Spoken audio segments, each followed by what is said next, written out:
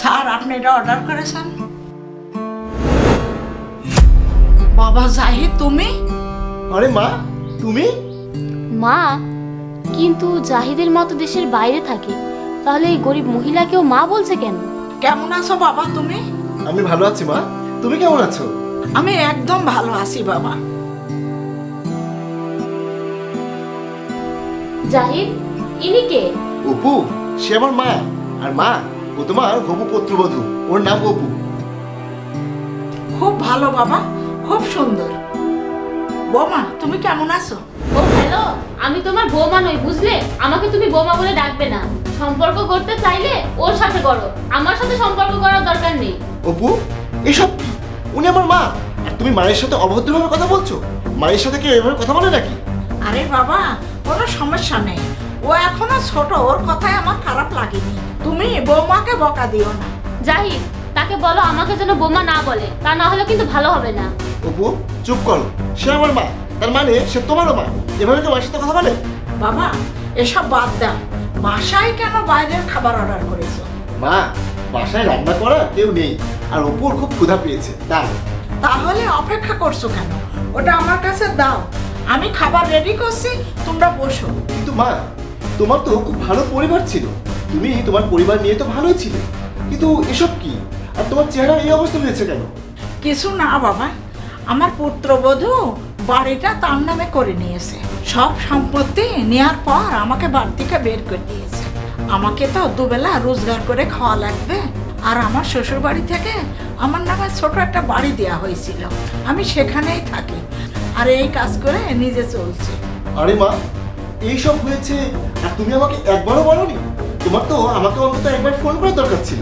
আমি অবশ্যই কল করতাম, আমার কাছে তোমার নম্বর ছিল না। আর তুমি তো জানোই, যখন হঠাৎ করে সমস্যা হয় মাথায় কোনো কাজ করে না। আর আমার মনে হয়েছিল আমার নিজের ছেলে যখন আমাকে ঘর থেকে বের করে দিয়েছে, আর অন্য ছেলের কাছ থেকে আমি কি আশা করব, আর সেই জন্যই। আরে মা, তুমি এসব কথা বলছো কেন? আর আমাকে তুমি অপরিচিত বলছো কেন? আমি তো তোমার ছেলের মতোই, আর তুমি আমার মায়ের মতো।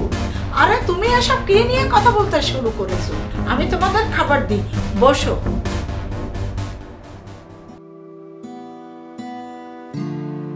জাহিদ, তোমার তো মা আছে, তাহলে এই গরিব মহিলাকে কি করে মা ডাকলে? আর তার সাথে তোমার কি সম্পর্ক? দেখো অপু, মা ছেলের সম্পর্কটা খুবই স্পেশাল। এখন হয়তো বুঝবে না, কিন্তু তুমি যখন মা হবে তখন বুঝবে। আর শোনো, তিনি আমার খারাপ সময়ে আমাকে অনেক সাহায্য করেছিলেন। বাবা তুমি এত চিন্তিত কেন? আমাকে বলো কি হয়েছে। আরে মা, আমি কি আর বলবো, আজকাল 50-60 হাজারের নিচে কোনো ভালো দোকান খুঁজে পাওয়া যায় না, ভাড়া অনেক বেশি। এখন তুমিই বলো, ভালো দোকান না নিলে বাজারে তো কোনো লাভ নেই। তাই চিন্তায় আছি, টাকা পয়সার কি ব্যবস্থা করবো।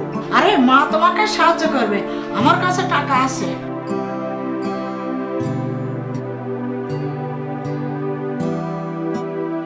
এই না,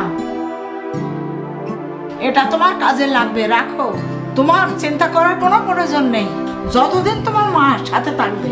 কিন্তু মা, তুমি এত টাকা কোথা থেকে পেলে?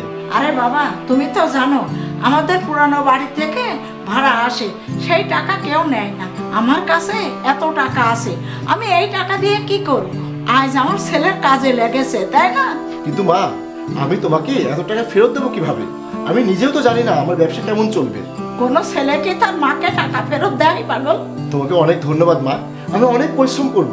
ঠিক আছে বাবা, আমি দোয়া করছি আল্লাহ তোমার উন্নতি দান করুক। এখন বলো, আমি তাকে মা না বলে আর কি বলবো? তিনি আমাকে এমন এক সময় সাহায্য করেছিলেন যখন আমাকে ছেড়ে সবাই চলে গিয়েছিলেন। এমনকি আমার নিজের বাবা, আমার নিজের ভাই আমাকে ত্যাগ করেছিল, তারা আমাকে টাকা দিতে অস্বীকার করেছিল। সেই সময় আমি তার সাহায্য পেয়েছিলাম। এখন তার এমন অবস্থায় আমি তাকে ছেড়ে দেবো কিভাবে? আমার দুঃসময়ে সে আমাকে সাহায্য করেছিল, আজ তুমি তার সাথে অভদ্রভাবে কথা বললে। এটা আমি তোমার প্রথম এবং শেষ ভুল ভেবে ক্ষমা করে দিলাম। আজ থেকে তুমি আর তার সাথে উচ্চস্বরে কথা বলবে না। তুমি তোমার মায়ের সাথে এবং আমার মায়ের সাথে যেরকম আচরণ করো, তুমি তার সাথেও একই আচরণ করবে, বুঝেছ? মা, আর কত সময় লাগবে? এই তো বাবা আমি নিয়ে আসছি। ঠিক আছে। মা শোনো, আমাকে তুমি ক্ষমা করে দাও। আমি তোমার সাথে খুব অভদ্রভাবে কথা বলেছি, কিন্তু এখন থেকে আমি তোমার সাথে আর এরকম ব্যবহার করব না।